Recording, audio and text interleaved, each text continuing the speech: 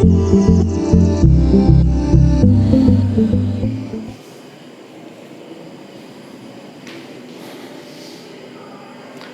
Students, চলো আজকে আমরা যে ক্লাসটা করব সেটা হচ্ছে একটা সুষম তড়িৎ ক্ষেত্রে একটা গতিশীল আধানের ওপর কী বল ক্রিয়াশীল হয় সেই সম্পর্কে আমরা আলোচনা করব। তা আলোচনা করার আগে প্রথমে আমি একটা জিনিস বলি যে একটা সুষম তড়িৎ ক্ষেত্র বলতে আমরা কি বুঝি।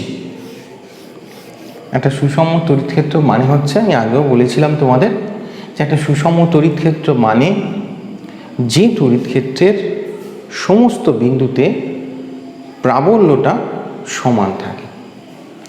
আচ্ছা, আমি ধরলাম এখানে একটা সুষম তড়িৎ ক্ষেত্র ওয়াই অক্ষ বরাবর ক্রিয়াশীল।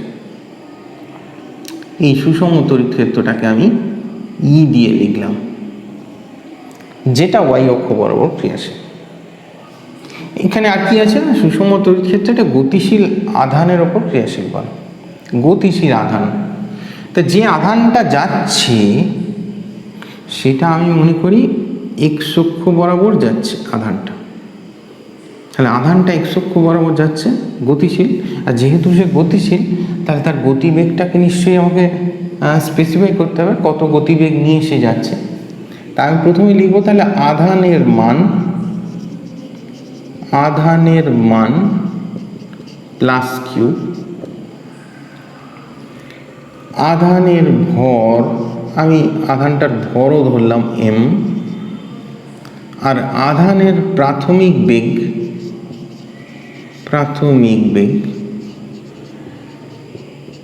ভি, আমি ধরলাম ভি গতিবেগে, সেখান দিয়ে এক্স অক্ষ বরাবর গতিশীল। আধানটা গতিশীল কোন অক্ষ বরাবর? এক্স অক্ষ বরাবর। চলো, আধানটা এক্স অক্ষ বরাবর ঢুকে পড়ল, আর এখানে প্রাবল্য যেটা কাজ করছে বা তড়িৎ ক্ষেত্র যেটা কাজ করছে সেটা কোন অক্ষ বরাবর কাজ করছে না, ওয়াই অক্ষ বরাবর কাজ করছে। তা যেহেতু প্রাবল্যটা ওয়াই অক্ষ বরাবর কাজ করছে, তাহলে এই যে আধানটা এদিকে ভি গতিবেগে প্রবেশ করলো, তার উপর মানে যেহেতু প্রাবল্য কাজ করে, প্রাবল্য মানে একটা বল, তাহলে যে কিউ আধানটা এখানে রয়েছে সেই আধানটার ওপর এই তড়িৎ ক্ষেত্রের জন্য একটা বল ক্রিয়াশীল হবে। জানো তোমরা কত বল ক্রিয়াশীল হবে? একটা আধানের ওপর ক্রিয়াশীল বল F equal to Q into E. এটা নিশ্চয়ই আগে পড়েছ, আগের ক্লাসে আমরা আলোচনা করেছি এর ব্যাপার নিয়ে। তোমরা দেখবে আমার ব্যাকের ভিডিওগুলো একটু সার্চ করে দেখবে, আমরা যেখানে তড়িৎ প্রাবল্য সম্পর্কে আলোচনা করেছি, কুলম্বের সূত্র সম্পর্কে আলোচনা করেছি, সেখানে যখন প্রাবল্য নিয়ে আলোচনা করেছি তখন আমরা এই জিনিসটা দেখিয়েছিলাম। ভিডিওকে দেখে নেবে, আগের ভিডিওটা। তো যাই হোক, এখানে আমরা দেখলাম F equal to Q into E হচ্ছে ক্রিয়াশীল বল কার ওপর না, এই যে আধানটা যাচ্ছে তার ওপর ক্রিয়াশীল বল। তো যেহেতু এই বলটা আধানটার ওপর ক্রিয়াশীল,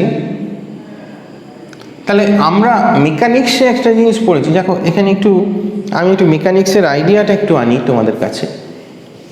আমরা মেকানিক্সে জানি কোনো বস্তুর উপর যদি কোনো বল ক্রিয়াশীল হয় তাহলে সেই বস্তুটার, যেহেতু বল মানে নিউটনের দ্বিতীয় সূত্র ব্যাখ্যাটা একটু চিন্তা করো, বল সমান ভর ইন্টু ত্বরণ। তাই নিউটনের দ্বিতীয় সূত্রের ব্যাখ্যা হচ্ছে, যদি কোনো বস্তুর উপর বাইরে থেকে আমি বল প্রয়োগ করি তাহলে তার গতিবেগের পরিবর্তন হয়, আর গতিবেগের পরিবর্তন হওয়া মানেই হচ্ছে তার মধ্যে একটা ত্বরণের সৃষ্টি হবে। যদি তার উপর কন্টিনিউয়াস আমি একটা বল প্রয়োগ করি, তাহলে এখানে যে আধানটা আমার এদিকে যাচ্ছে এক্স অক্ষ বরাবর, যে আধানটা যাওয়ার কথা সে তো ভি গতিবেগ নিয়ে তাকে যে সেরেছিলাম আমি, সে তো এক্স অক্ষ বরাবর যাওয়ার কথা, কিন্তু তার উপর একটা বল দেখছি ক্রিয়াশীল হচ্ছে ওয়াই অক্ষ বরাবর।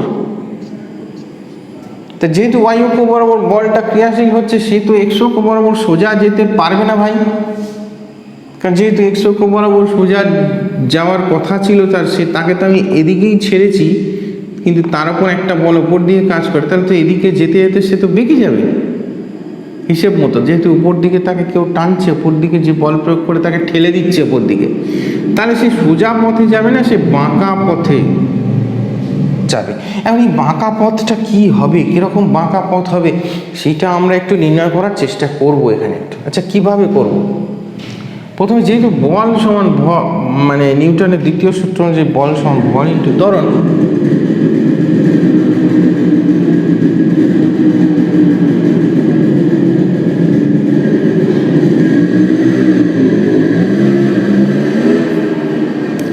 ডিস্টারবেন্স, যাই হোক, তা যেহেতু নিউটনের দ্বিতীয় সূত্র অনুযায়ী বল সমান ভর ইন্টু ত্বরণ, তাহলে সেই অনুযায়ী আমি F equal to M into A লিখি, আর এফের জায়গায় আমি কিউ ইটা বসাই এম ইন্টু এ, তাহলে আমি এ পাবো কিউ ই বাই এম। তাহলে আমি এখান থেকে পেলাম যে আধানটা এক্স অক্ষ বরাবর যেতে শুরু করছিল তার ওপর একটা ত্বরণ ক্রিয়াশীল হবে, সেই ত্বরণটা হচ্ছে Q E by M. Next point, মনে করো আমি যে কোনো একটা টাইম ধরলাম টি সময়, টি সময় পর এখান থেকে সে যেহেতু বাঁকতে শুরু করেছে, তার বাঁকতে বাঁকতে বাঁকতে বাঁকতে আমি ধরলাম সে এই পয়েন্টে এসে পৌঁছালো, আমি ধরে নিলাম সে এই পয়েন্টে এসে পৌঁছালো বাঁকতে বাঁকতে। তো এই যে এই পয়েন্টে এসে পৌঁছালো, তখন কিন্তু সে ওয়াই অক্ষ বরাবর একটা হাইট ওপর দিকে উঠে গেছে, খেয়াল রাখবে কিন্তু, যেহেতু সে বাঁকতে বাঁকতে ওই পয়েন্টে পৌঁছেছে, তাহলে ওই পয়েন্টে সে কিন্তু ওয়াই অক্ষ বরাবর একটা হাইট উঠে গেছে। আর ঠিক একই সময়ে সে কিন্তু এক্স অক্ষ বরাবর একটা দূরত্ব অতিক্রম করেছে, যেটাকে আমি এক্স দিয়ে ডিনোট করছি। এটা কোন সময় হলো এসব কিছু? না, এসব কিছু হলো টি সময়। তাহলে আমি একটু এক্স এই যে ওয়াই দূরত্ব উপর দিয়ে যাচ্ছে, একটু আমি ভাবো, যদি এই তড়িৎ ক্ষেত্রটা না থাকতো তাহলে কি হতো? যদি তড়িৎ ক্ষেত্রটা না থাকতো, তাহলে আমি বলি তড়িৎ ক্ষেত্রের অনুপস্থিতিতে, তড়িৎ ক্ষেত্রের অনুপস্থিতিতে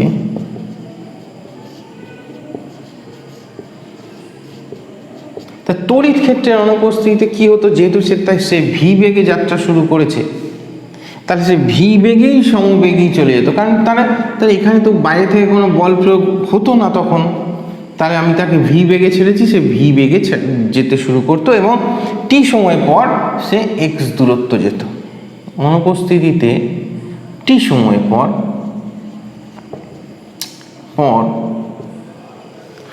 আধানটি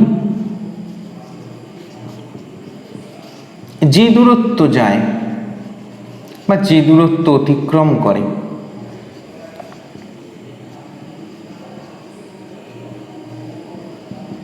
এক্স সমান ভি ইন্টু টি, বা এখান থেকে আমি ভি বা টি পাবো, T equal to X by V. আমি একটু বার করে রেখে দিলাম এটা টিটা। তা দেখো, যদি এবার চিন্তা করো, যদি তড়িৎ ক্ষেত্রটা থাকে, অর্থাৎ তড়িৎ ক্ষেত্রের উপস্থিতিতে মানে তার উপর বল ক্রিয়াশীল হচ্ছে, তার উপর ত্বরণ ক্রিয়াশীল হচ্ছে, ভালো কথা। তা সেক্ষেত্রে এই যে ওয়াই দূরত্ব সে অতিক্রম করলো, দ্যাট পয়েন্ট, এই পয়েন্টটাকে তুলে নিয়ে আমি এখানে চলে আসি, এই ওয়াই দূরত্ব কখন না, তখন সে হচ্ছে তড়িৎ ক্ষেত্রটা আছে কিন্তু তার গতিবেগটা নেই। তাহলে তড়িৎ ক্ষেত্রটা আছে যদি, এবং সে ভি, এবং এই যে গতিবেগটা, তার প্রাথমিক কোনো গতিবেগ নেই ধরে নাও তখন, সেই সময় তার প্রাথমিক গতিবেগ যদি না থাকে এবং যদি তড়িৎ ক্ষেত্রটা শুধু থাকে, তাহলে টি সময় পর এই দূরত্ব যাবে কোন অক্ষ বরাবর? ওয়াই অক্ষ বরাবর। তাহলে যদি প্রাথমিক বেগ না থাকে, প্রাথমিক বেগ না থাকে, তবে তড়িৎ ক্ষেত্রের উপস্থিতিতে, জিনিসটা একটু ভালো করে বুঝে নেবে, তড়িৎ ক্ষেত্রের উপস্থিতিতে ওয়াই অক্ষ বরাবর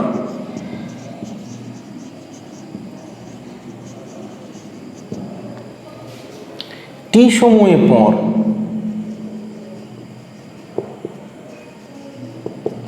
যে দূরত্ব যায়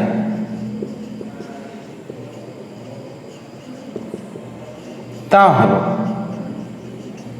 দেখো ওয়াই অক্ষ বরাবর টি সময় পর যে দূরত্ব যায় এটা কি করে বার করব? একটা ইকুয়েশন ছিল আমাদের, S equal to UT plus half AT square. নিশ্চয়ই মনে আছে ফর্মুলাটা, একদম 11-এর প্রথম দিকের চ্যাপ্টারে, রৈখিক গতি চ্যাপ্টারে পাবে, সে ভিডিও পাবে। কিছুদিন পর আমরা আবার এই সেকশানটা নিয়ে ভিডিও আপলোড করব 11-এর যারা পড়ছে তাদের সুবিধার জন্য, সেখানে পাবে। তো যাই হোক, S equal to UT plus half AT square. এখানে প্রাথমিক বেগ নেই ধরেছি, তাহলে এটা 0। আর এই যে এস বলছি আমি, সেটা তাহলে কোন দূরত্ব? ওয়াই অক্ষ বরাবর সে কত দূরত্ব যাচ্ছে? না ওয়াই দূরত্ব যাচ্ছে। তাহলে Y equal to half AT square. A কত আমি বার করে রেখেছি, দেখো এখানে ত্বরণটা কত, Q E by M, Q E by M into T square.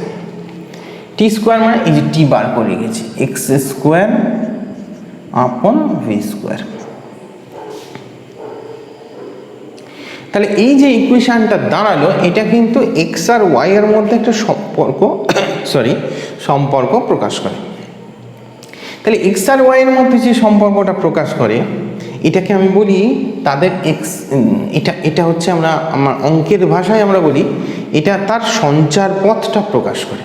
তার সঞ্চার পথটা কি ধরনের হয় দেখে নাও। তাহলে এক্স স্কোয়ার ইকুয়াল টু, আমরা এখানে 2m ভি স্কোয়ার পাই কিউ ই ইন্টু ওয়াই।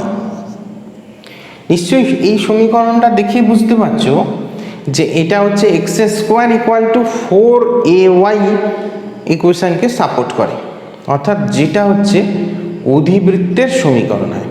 তাহলে এটা থেকে আমি বুঝলাম যে এই যে আধানটা সুষম তড়িৎ ক্ষেত্রে গতিশীল হয়, আমি এত আগে বুঝতে পারছিলাম যে সে বেঁকে কোন দিকে যাবে, তো এখন বুঝতে পারলাম সে বেঁকে যে পথটা ধরবে সেই পথটা হচ্ছে একটা অধিবৃত্তাকার পথ। খেয়াল রাখবে, ভালো করে তুলে নাও। নেক্সট পার্টে যাব আমরা।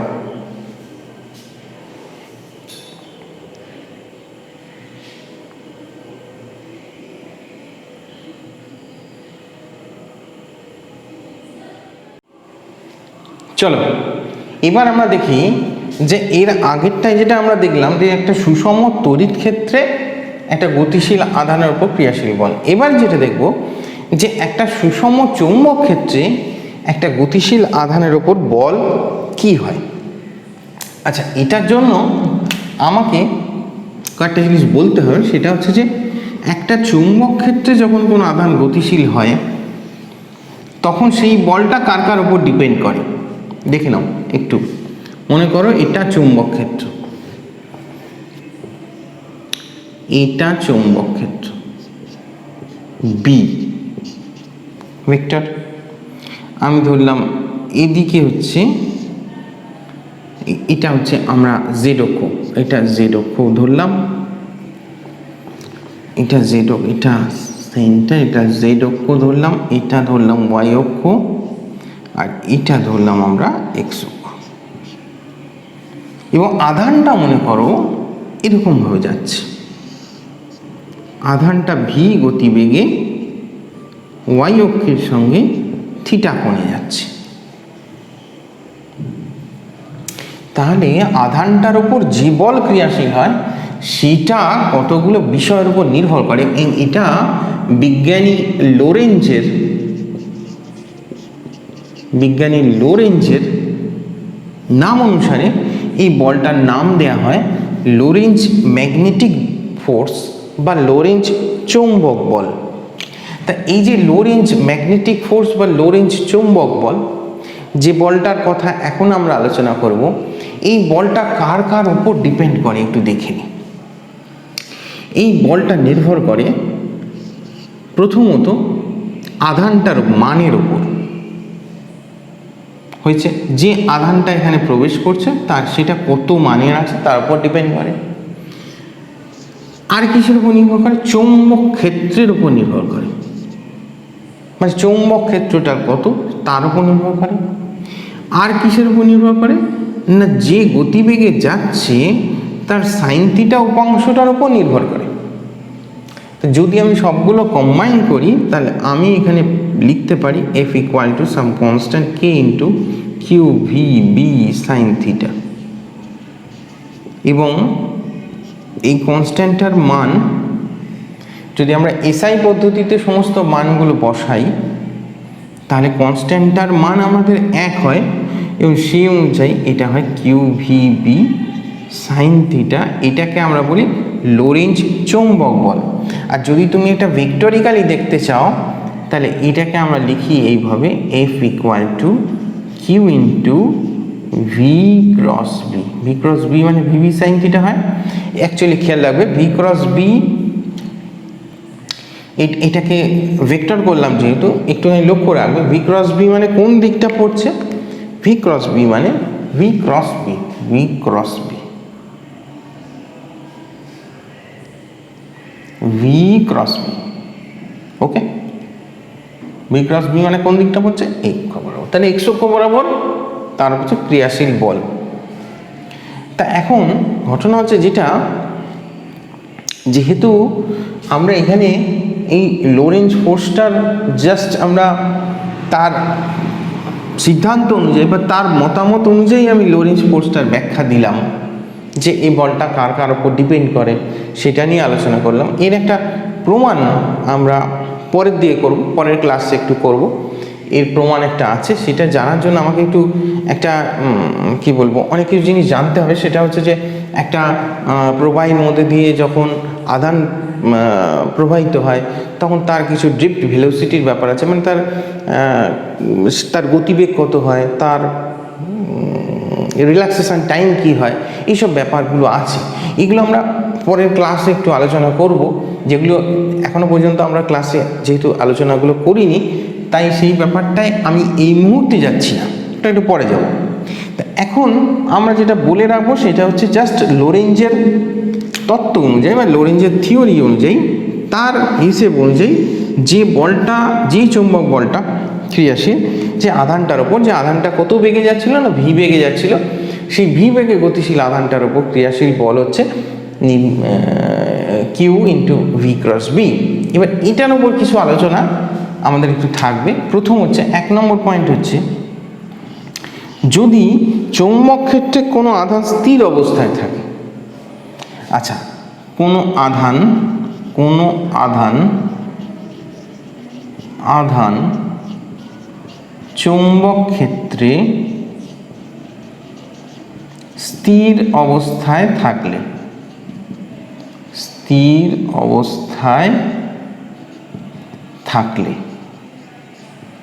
কোনো আধান যদি চৌম্বক ক্ষেত্রে স্থির অবস্থায় থাকে তাহলে নিশ্চয়ই স্থির অবস্থায় থাকলে গতিবেগ কিছু হবে না, গতিবেগটা 0 হবে। তাহলে ভি ইকুয়াল টু 0।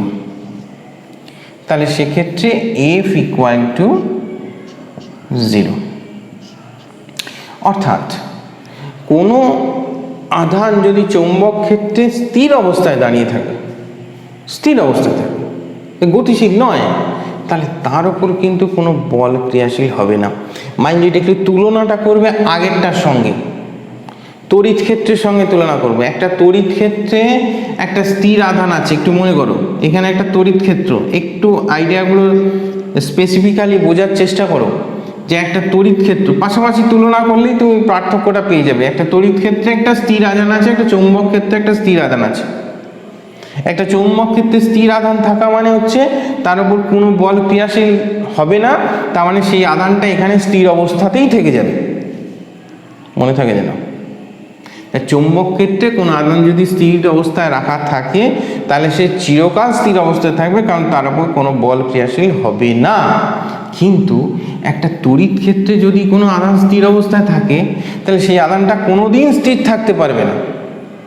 কেন না, একটা তড়িৎ ক্ষেত্রে যদি প্লাস কিউ আধানটাকে রাখি আমি, তাহলে তার উপর এই যে প্রাবল্যজনিত যে বলটা কাজ করবে সেই বলটাকে ঠেলে ওয়াই অক্ষ বরাবর নিয়ে চলে যাবে। পরিষ্কার হলো? তাহলে দুটোর পার্থক্য কিন্তু এইভাবে তুলনা করে পড়বে, তাহলে সব ক্ষেত্রে তোমাদের বোঝাটা সহজ হবে। তাহলে দেখা গেল যে একটা তড়িৎ ক্ষেত্রে কোনোদিন কোনো আধানকে আমি স্থির অবস্থায় রাখতে পারবো না, তাকে রাখলেই সে চলতে শুরু করবে। কোন দিকে চলতে শুরু করবে? যেদিকে প্রাবল্য ক্রিয়াশীল সেদিকে চলতে শুরু করবে। কিন্তু কোনো আধান চৌম্বক ক্ষেত্রে স্থির অবস্থায় থাকলে সেখানে ভি ইকুয়াল টু 0, তার গতিবেগ 0 হয়, তা দেখছি তার উপর কোনো বলে ক্রিয়াশীল হয় না, তাহলে বল ক্রিয়াশীল না হলে সে মুভমেন্ট করবে না, স্থির অবস্থায় থাকবে। 2 নম্বর, কোনো আধান চৌম্বক ক্ষেত্রের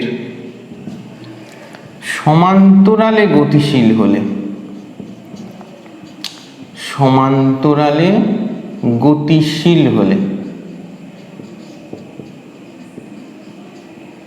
তাহলে চৌম্বক ক্ষেত্রের যদি সমান্তরালে গতিশীল হয়, ধরো আধানটা চৌম্বক ক্ষেত্রের দিকে যেরকম বরাবর আধানটা এরকম যাচ্ছে, গতিশীল আধান, কিন্তু তার ভি আছে, ভি 0 নয়, তাই আধানটা এইভাবে যাচ্ছে। তাহলে চৌম্বক ক্ষেত্র আছে, চৌম্বক ক্ষেত্র 0 নয়, তাহলে ভিও আছে, বিও আছে, কিন্তু সে যাচ্ছে চৌম্বক ক্ষেত্রের সঙ্গে সমান্তরালে। যদি সমান্তরালে যায় তাহলে কি হবে? তার অ্যাঙ্গেল কত হবে না? 180 ডিগ্রি হবে।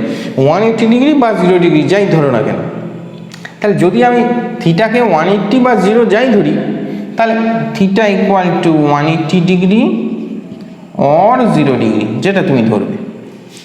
তাহলে সেক্ষেত্রে কত? সাইন 0 মান 0, সাইন 180 0, তাহলে এফ ইকুয়াল টু 0। তাহলে সেক্ষেত্রে কোনো বল ক্রিয়াশীল হবে না। তাহলে কি হবে? আধানটা যে যাচ্ছিল জেড অক্ষ বরাবর যাচ্ছিল, তাহলে বল ক্রিয়াশীল না হলে তাহলে আধানটা কি হবে? আধানটা জেড অক্ষ বরাবর সমবেগে চলতে থাকবে। মাইন্ড ইট, এই কথাগুলো খুব মাইনুট কথা, এগুলো একটু খুব জোর দিয়ে পড়বে। এই জায়গাগুলো হচ্ছে খুব ইম্পর্টেন্ট জায়গা, যেখানে তোমাকে এই জিনিসটার ব্যাখ্যাটা সহজভাবে বুঝিয়ে দেবে। দুটো একদম খুব সুন্দরভাবে তুলনা করে পড়তে হবে। তাহলে আমরা কি বললাম? যে আধান চৌম্বক ক্ষেত্রের সমান্তরালে যদি গতিশীল হয়, তাহলে সেক্ষেত্রে তার উপর কোনো বল ক্রিয়াশীল হবে না। তাহলে সে যেহেতু গতিশীল, কোনো বল ক্রিয়াশীল হচ্ছে না, তাহলে সেই বেগেই সে চলতে থাকবে, তাহলে সমবেগে চলতে থাকবে। তা প্রশ্ন তোমাকে যদি এরকম ঘুরিয়ে করে যে কখন চৌম্বক ক্ষেত্রে কোনো আধান সমবেগে চলতে থাকবে, তাহলে তোমার উত্তর হবে যে যখন চৌম্বক ক্ষেত্রের সঙ্গে ওই আধানটা সমান্তরালে গতিশীল হবে, তখন সে সমবেগে গতিশীল হবে। চলো 3 নম্বর দেখি, কোনো আধান চৌম্বক ক্ষেত্রের লম্ব দিকে গতিশীল হলে, ভেরি ইম্পর্টেন্ট, লম্ব দিকে গতিশীল হলে, লম্ব দিকে গতিশীল মানে থিটা ইকুয়াল টু 90 ডিগ্রি, তাহলে কোনো জিরোর ব্যাপার নেই, সাইন থিটা সাইন 91, তাহলে এফ ইকুয়াল টু কিউভিবি।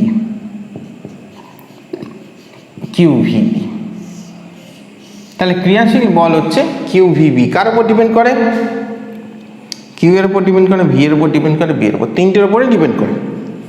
তিনটের উপর ডিপেন্ড করে এই বলটা কাজ হয়। এই বলটা কোন দিয়ে কাজ হয়, কি হয়, সেটা আমরা তো পড়বো, অবশ্যই পড়বো। তাহলে এক্ষেত্রে একমাত্র কোন ক্ষেত্রে বল ক্রিয়াশীল হয়?